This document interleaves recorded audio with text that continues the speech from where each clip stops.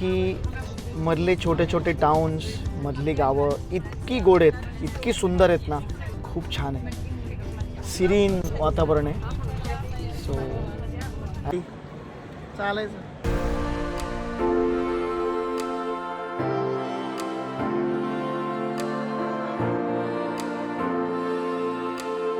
नकळत मनाला स्पर्श करणारी, माणसाच्या अस्तित्वाशी जोडलेली प्रवास हीच खरी जगण्याची किमया आहे.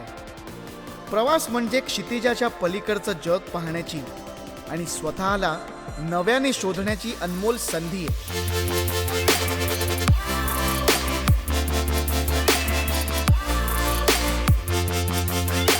अनोळखी ठिकाणीच आपण स्वतःला नव्याने शोधतो. एखाद्या अनोळखी व्यक्तीचे हसू, परदेशातील एखादा सूर्योदय आणि जीवनातला तो अनोखा स्वाद, नाव माहीत नसलेला पण कधीही न विसरण्याजोगा. प्रत्येक प्रवासामागे एक कथा असते, प्रत्येक रस्त्याला एक आत्मा असतो आणि प्रत्येक संस्कृतीमध्ये शिकण्यासारखं काहीतरी दडलेलं असतं. म्हणून हलकं पॅक करा आणि मोठं स्वप्न पहा.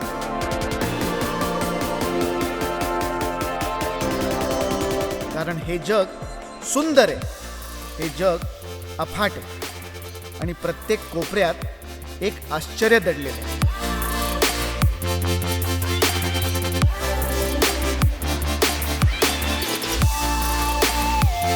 मी पुष्कर जोग महाराष्ट्रातल्या सगळ्या रसिक प्रेक्षकांचं पुन्हा एकदा स्वागत करतो.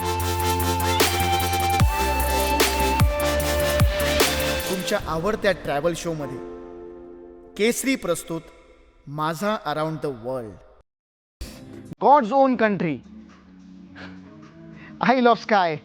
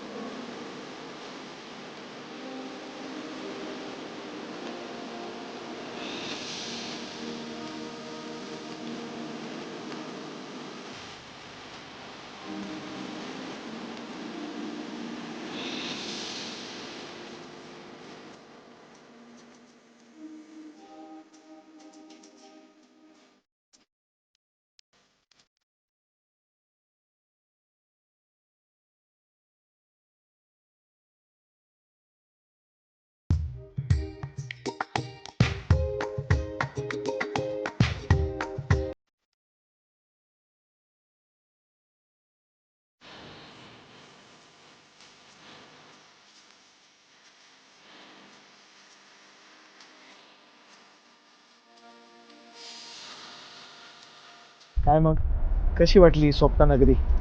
खरंच आय लव्ह स्काय हे देवाने आणि निसर्गाने स्कॉटलंडला दिलेलं एक वरदानच आहे.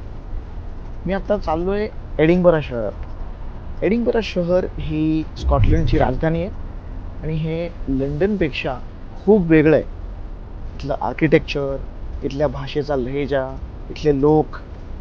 मी ग्लासगो टू एडिनबरा अशी बस बुक केली होती. साधारण एक तास दीड तासाचं अंतर आहे. चला. एडिनबरा शहराचं सौंदर्य बघूया.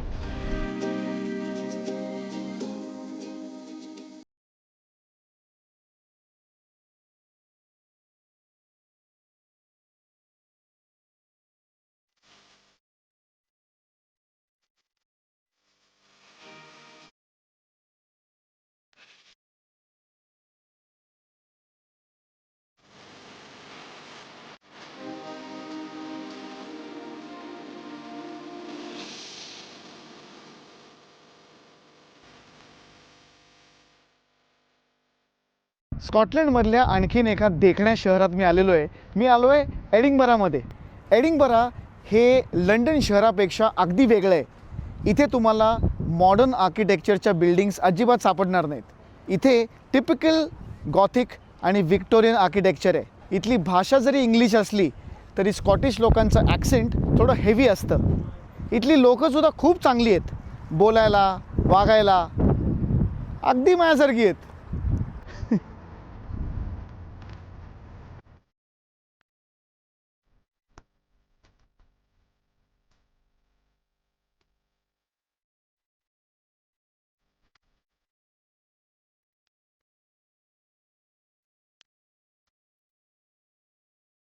एडिनबरा शहर हे 2 भागात विभाजित आहे, ओल्ड टाउन आणि न्यू टाउन.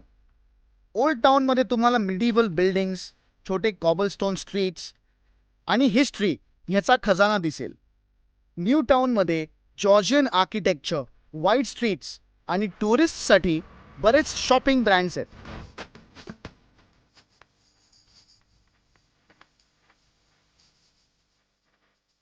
इथे रॉयल माइल एक फेमस स्ट्रीट आहे, जिथे ट्रेडिशनल शॉप्स, स्ट्रीट परफॉर्मर्स आणि स्कॉटिश कल्चर याचा खरा रंग दिसेल. फेस्टिवलसाठी पण एडिनबरा वर्ल्ड फेमस आहे. एडिनबरा फेस्टिवल फ्रिंज हा जगातील सगळ्यात मोठा आर्ट्स फेस्टिवल आहे.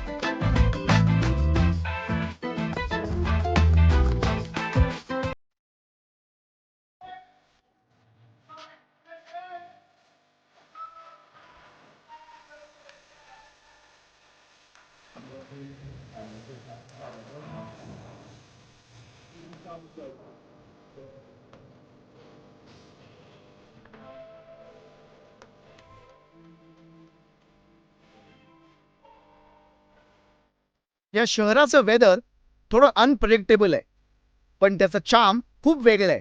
Typical overcast conditions, clouds, historic buildings आणि बॅक पायपरचा साऊंड एकदम मॅजिकल. आज एडिनबरामध्ये खूप थंड आहे, ग्लूमी वेदर आहे, थोडं ड्रिझल पण होतोय, थोडं थंडीचा मला त्रास आहे. एडिनबराचं आणखीन एक खास आकर्षण म्हणजेच एडिनबरा कॅसल. जसं लंडनमध्ये टॉवर ऑफ लंडन आहे, विंडसर कॅसल आहे, तसंच एडिनबरामध्ये एक ऐतिहासिक महत्त्व असलेला कॅसल म्हणजेच एडिनबरा कॅसल.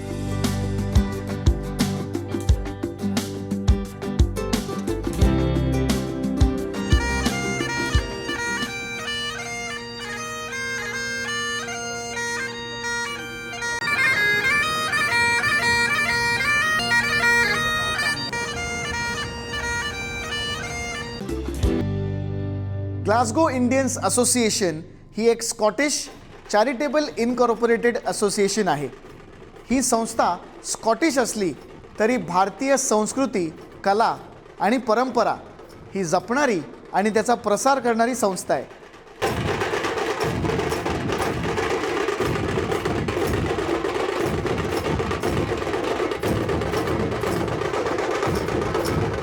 ही संस्था होळी, नवरात्री, दिवाळी, रक्तदान शिबिरं, स्वातंत्र्य दिन आणि असे अनेक सांस्कृतिक कार्यक्रम अशा विविध उपक्रमांमुळे भारतीय आणि स्कॉटिश समाजामध्ये एकी आणि आपुलकी वाढवते.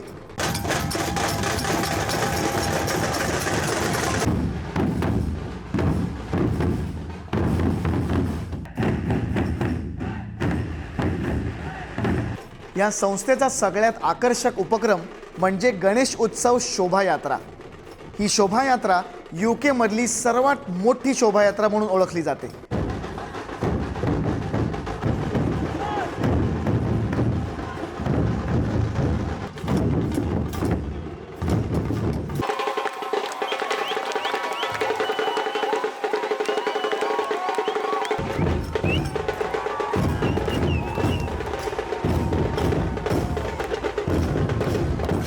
या शोभायात्रेत ग्लासगो इंडियन्स असोसिएशनचे योद्धा पथक हे 200 वादकांसह ढोल ताशा, ध्वज, लेझिम आणि झांज यांचे गगनभेदी आवाज संपूर्ण शहरात वाजतं.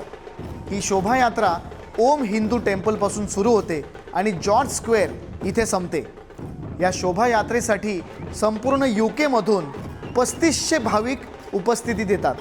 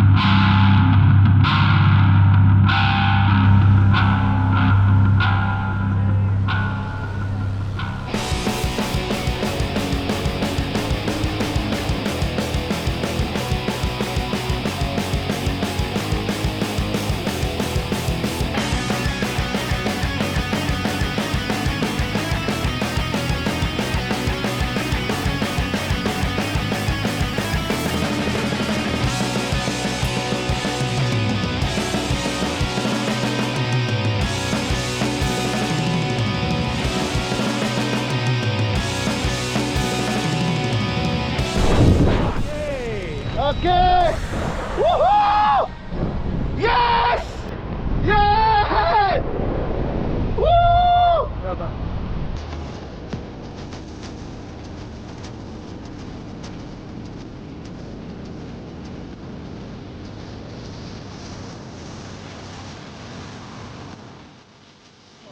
जसं साऊथ आफ्रिकाच्या केपटाऊनमध्ये बरेच ॲड्रेनालिन जंकी स्काय डायव्हिंग करतात, दुबईमध्ये स्काय डायव्हिंग हे सुद्धा खूप फेमस आहे. पण खूप कमी लोकांना माहिती आहे की UKच्या स्कॉटलंडमध्ये सुद्धा स्काय डायव्हिंग करता येतं. ग्लासगोपासून साधारण 1 तासाच्या अंतरावर पर्थ गावाच्या जवळ स्काय डायव्ह स्ट्रॅथलन स्कॉटलंड हे ॲडव्हेंचर आहे. मी सुद्धा स्काय डायव्हिंग करण्याचं धाडस केलं अँड ट्रस्ट मी, खूप thrilling and life changing experience होता. Literally mind blowing.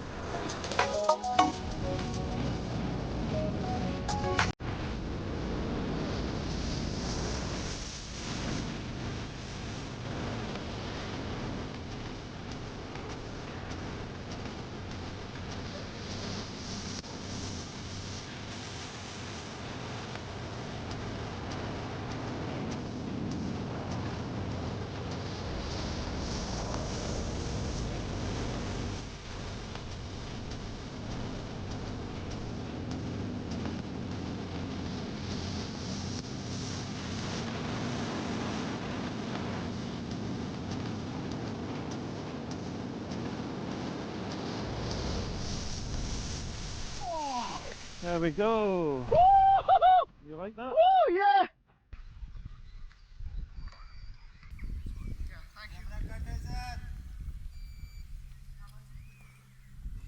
नमस्कार.